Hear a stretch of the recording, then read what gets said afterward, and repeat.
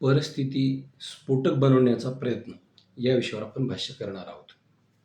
बुलढाणा जिल्ह्यातील लोणार तालुक्यातील चिखला या गावी 20 फेब्रुवारीला म्हणजे शिवछत्रपतींच्या जयंतीच्या दुसऱ्या दिवशी सायंकाळी एक राडा त्या ठिकाणी झालेला आहे. 3 फेब्रुवारीच्या मध्यरात्री त्या गावामध्ये अज्ञातांनी पुतळा बसवला आणि तेव्हापासनं या ठिकाणी गावामध्ये तणावाचं वातावरण आहे. वास्तविकता शिवछत्रपतींचा पुतळा असणं म्हणजे सर्वांनी त्याचं जल्लोषात त्या ठिकाणी स्वागत करायला पाहिजे होतं. परंतु एका गटाचं म्हणणं असं आहे, की तो एका गल्लीबोळामध्ये बसला पाहिजे. तो सार्वजनिक जागेमध्ये असू नये. अशा प्रकारचं म्हणजे तो रस्त्याच्या दर्शनी भागात असू नये असं त्यांचा आक्षेप होता. तर याचं संरक्षण किंवा याचं समर्थन करणाऱ्याचं मत असं आहे, की हा पुतळा हा जिथं बसवला आहे तिथंच राहू द्यावा असं त्यांचं मत होतं. आणि 12 फेब्रुवारीला पोलीस प्रशासनानं, महसूल प्रशासनानं एक पत्र दिलेलं आहे, की हा पुतळा अवैधरित्या बसवलेला आहे आणि तो हटवण्यात यावा अशा प्रकारचं पत्र त्या ठिकाणी दिलं. आता हा प्रशासनाचं काम होतं. आता प्रशासनाचा हलगर्जीपणा नडला, की गावातील काहींचा अट्टहास नडला. हा भाग आता तपासाअंती या ठिकाणी समोर येईल. परंतु या ठिकाणी एका बाजूला सांगितलं जातं, की आमचा शिवछत्रपतींना विरोध नाही. त्या ठिकाणी एक बाजूलाच बीबी या गावामध्ये एक सभा घेतली जाते. सभेला नाव म्हणजे ओबीसी हा समूहाची सभा आहे असं म्हटलं जातं आणि काही ठराविकच लोक त्या ठिकाणी बोलतात. ते कोण आहेत ते आपण पाहू शकता आणि इतकंच नाही तर ते एका गटाशी किंवा सत्ताधारी पक्षाशी निगडीत आहेत. म्हणजे याला कोणाचं खत पाणी आहे हाही मोठा प्रश्न या निमित्तानं आहे. आणि या सभेमध्ये चिथावणीखोर भाषणं झालेली आहेत.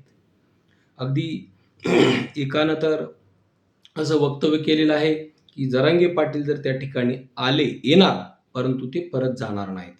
म्हणजे त्याने अशा प्रकारची धमकी त्या ठिकाणी दिलेली आहे. पोलीस प्रशासनानं सुद्धा या ठिकाणी जी बोटची बी भूमिका घेतलेली आहे, त्याचे तर हे परिणाम नाहीत ना, असं या ठिकाणी म्हणता येईल. कारण सोशल मीडियावर सुद्धा अनेक हँडल्स हे गलिच्छ भाषेमध्ये व्यक्त होत आहेत. ते कुठल्याही बाजूनं असो. ते समर्थनार्थ असो किंवा विरोधात असो त्यावर ॲक्शन घेतली पाहिजे. परंतु दुर्दैवानं अशा प्रकारची ॲक्शन गेली नसल्यामुळं दिवसेंदिवस यांचं या ठिकाणी बळ वाढत आहे, असं म्हणायला जागा आहे. कारण अशा प्रकारच्या पोस्ट त्या ठिकाणी येत आहेत. आणि सगळ्यात महत्त्वाचा मुद्दा त्या सभेमध्ये असं म्हटलं गेलं, जी बीबीत सभा झाली त्यात असं म्हटलं गेलं, आमचा शिवछत्रपतींना विरोध नाही. विरोध नाही तर तुम्ही तिथं आलात कशाला? ज्यावेळेस तो पोलीस प्रशासनाला आणि महसूल प्रशासनाला पुतळा हटवायचा होता, तुमचा विरोध नाही, तर मग आता फुटेजच्या सहाय्यानं असं दिसतंय, की इथं 200 पेक्षा जास्तीचा मॉब आहे. मग गावात तर त्या ठिकाणी मराठा समाजाची घरं किती आहेत? बोटावर मोजणे एवढीच घरं आहेत. मग हे लोकं कोण आहेत? ते फुटेजमध्ये दिसतायत. सरपंच सांगतो, की माझ्या घरून जबरी चोरी झाली. पहा शब्द काय वापरले? जबरी. आणि ₹2,00,000 आणि 10 तोळे सोनं गेलेलं आहे. माझ्या पत्नीचा विनयभंग त्या ठिकाणी एका महिलेच्या भावानं केला असं म्हणतो आणि हा सरपंच तर तिथंच उभा आहे. तो फुटेजमध्ये दिसतोय. म्हणजे बनाव किती करावा? हाही एक मोठा भाग आहे आणि तो कुठं म्हणतोय? गावातून पळून जातोय आणि दुसऱ्या गावाला जाऊन तो व्हिडिओ काढतोय आणि व्हायरल करतोय.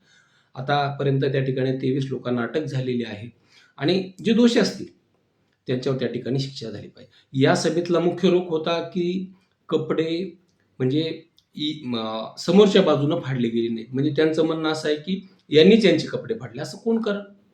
आणि आता काही पोस्टमध्ये म्हणजे विशेषतः बीड जिल्ह्यातून काही पोस्ट अशा प्रसारित झालेल्या आहेत. पहा आता बीडचं आणि तिथलं भरपूर अंतर आहे. पण अशा पोस्ट प्रसारित झालेल्या आहेत, की अतिशय खालच्या दर्जाच्या म्हणजे एका महिलेवर आपण पोस्ट करतोय हे सुद्धा याचं सुद्धा भान या हँडल्सना राहिलं नाही. तर आता ते मी शब्द उच्चारणार नाही. परंतु आपण जरूर अशा पोस्ट पाहाव्यात. अतिशय घाणेरड्या दर्जाच्या पोस्ट आहेत आणि स्वतःचे कपडे काढले अशा प्रकारचं त्या ठिकाणी लिहिलेलं आहे. जर या पोस्ट लिहिणाऱ्याला स्वतःची बहीण असेल, स्वतःची आई असेल, स्वतःची पत्नी असेल, त्यानं ती समोर ठेवली पाहिजे आणि मग पोस्ट लिहिली पाहिजे. परंतु याचं भान त्यांना राहिलं नाही आणि सामाजिक विद्वेष कसा वाढेल आज याचा प्रयत्न त्या ठिकाणी केला जातो. आणखी पुढचा टप्पा असा आहे, की आता लक्ष्मण हाके नावाचा व्यक्ती त्या गावामध्ये 26 तारखेला दुपारी येणार आहे आणि प्रशासनानं 26 तारखेला त्या ठिकाणी 26 तारखेच्या दुपारपर्यंत म्हणजे कर्फ्यू किंवा काय 163 कलम त्या ठिकाणी लागू केलेला आहे. म्हणजे जमावबंदी त्या ठिकाणी थोडक्यात लागू केलेली आहे. मग आता प्रशासनाने काही लोकांच्या मिळूनच हे ठरलेलं आहे का, की प्रशासनाला तिथं 10-15 दिवसाची बंदी किंवा कर्फ्यू लागू करता येत नाही का किंवा संचारबंदी लागू करता येत नाही का? आणि लक्ष्मण हाके नावाचा प्राध्यापक नसलेला माणूस परंतु प्राध्यापक म्हणून मिरवतो. तो कोण आहे? तो आहे म्हणजे सोलापूर जिल्ह्यातील सांगोला तालुक्यातील जुजारपूरचा मूळ रहिवासी. राहतो कुठं? पुण्यातल्या उच्चभ्रू सोसायटीमध्ये राहतो. आंदोलन कुठं केलं होतं अगोदर त्यानं? अंतरवाली सराटीला. कशासाठी केलं होतं? मराठा आरक्षणाला विरोध. असं हरकत नाही, लोकशाही आहे आंदोलन. परंतु आंदोलन कुठं केलं पाहिजे? मंत्रालयात केलं पाहिजे, विभागीय मुख्यालयात केलं पाहिजे, जिल्हा मुख्यालयात केलं पाहिजे, तालुका मुख्यालयात केलं पाहिजे. मग इथं का केलं? आणि तो सांगतो की मराठा आरक्षण मागणं म्हणजे जातीवाद आहे, दुसऱ्याचं ताट हिरावून घेणं आहे. कसं जातीवाद होईल? इतरांनी आरक्षण मागितलं त्यावेळेस जातीवाद झाला ना, ह्याच वेळेस कसा जातीवाद होईल? बरं, आता आणखी पुढची कमालीची गोष्ट. तो आहे म्हणजे सोलापूर जिल्ह्यातल्या सांगोल्यातल्या जुजारपूरचा, राहतो पुण्यात. येणार आहे तो बुलढाणा जिल्ह्यातील लोणार तालुक्यातील चिखल्यात आणि बुलढाण्याला लागून जालना आहे. परंतु तो लोक कुठले आणणार आहे? बीडचे लोक घेऊन येणार आहे, बीडपासून मोर्चा. बीडला काय असं? बीडमध्ये काय? बीडमध्ये मराठा वर्सेस वंजारी असं एक सामाजिक वातावरण असं बनलेलं आहे, एक चित्र आहे तसं. परंतु यानं याचा पुरेपूर फायदा घेतलेला आहे. त्यानं ज्या सभा घेतल्या अशाच पट्ट्यामध्ये घेतलेल्या आहेत. त्याला समर्थन रात्रीच्या अंधारात वडेगोदरीच्या पुलाखाली कुणं दिलं? हे सरस्वृत आहे. तो कोणाच्या गळ्यात पडतो? हे सरस्वृत आहे. आणि म्हणून या नावाखाली सामाजिक चिखलफेक करण्याचा प्रयत्न आहे आणि वातावरण दूषित होण्याचा प्रयत्न आहे. पोलीस प्रशासनानं याला वेळीच रोख घातला पाहिजे. आता त्या ठिकाणी जो होऊ नये तो प्रकार झाला, त्याची पोलीस चौकशी करत आहेत, अटकेत लोक आहेत. आणि जर कोणाला आक्षेप असेल तर तुम्ही पुढच्यावर तक्रार दाखल करा ना. तुम्ही कायदा हातात घेण्यासाठी कशाला येतात तिथं? का विद्वेष का निर्माण करता? म्हणजे साधा सरळ प्रश्न आहे की यामागे फार मोठं षडयंत्र आहे. जो एका पक्षाचा माधव पॅटर्न होता तो आणखी गडद करण्याचा प्रयत्न आहे की काय, असं म्हणायला इथं भरपूर जागा या ठिकाणी आहे. आणि इथं सगळे प्रकरण एक होत आहेत.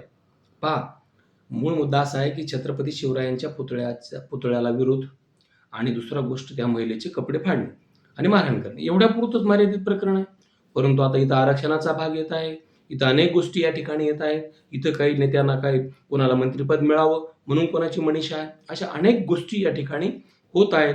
आणि या प्रकरणाचा राजकीय फायदा कसा घेता येईल याचा प्रयत्न करत त्या ओबीसी समयमध्ये एका वक्त्यानं जो शेवटी भाषण केलं, त्यानं इतका वेळ भाषण केलं, तो म्हणला की दिवसभर सभा चालली तरी चालेल आणि ही पहिली म्हणजे शेवटची नाही म्हणला, याच्या पुढे सभा घेणार.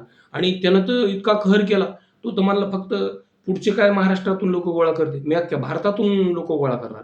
चांगलं आहे, त्या पठ्याचं वाक्य चांगलं आहे. त्यानं देशभरातून नव्हे तर जगभरातून लोक गोळा करावेत, परंतु चिथावणीखोर भाषा या ठिकाणी होऊ नये. आणि हा जो गुण्या गोविंदानं नांदणारा हा शिवशाहू फुले आंबेडकरांचा महाराष्ट्र आहे, यात जातीय तेढ या ठिकाणी निर्माण होऊ नये.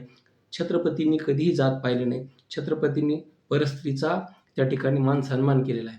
स्त्रियावर अवमान झाल्यानंतर रांजाचा पाटलाचा चौरंगा केलेला आहे, स्वतःच्या मेवण्याचे डोळे काढलेले आहेत. इतकंच नाही तर अशा अनेक घटनेचं उदाहरण आपल्याला पाहता येईल. परंतु इथं मात्र आपण कुठल्या दिशेनं जात आहोत? राज्याच्या गृह मंत्रालयानं सुद्धा अशा लोकांच्या मुसक्या या ठिकाणी वेळीच आवळल्या पाहिजेत. आणखी पुन्हा वातावरण दूषित होण्यापेक्षा जी घटना घडली आहे आणि तो गावात वाद समोपचारानं कसा मिटवता येईल याचा या ठिकाणी प्रयत्न केला पाहिजे. आणि तसं होत नसेल तर कायद्याचा बडगा दाखवून त्या ठिकाणी योग्य ते कठोरात कठोर पावले वेळीच उचलले पाहिजेत. अन्यथा हा गुन्ह्या गोविंदानं नांदणारा महाराष्ट्र पुन्हा एकदा, म्हणजे अगोदर एकदा अशा वेळोवेळी घटना घडलेल्या आहेत, परंतु पुन्हा एकदा त्या दिशेनं जातोय की काय, असं म्हणायला वाव आहे.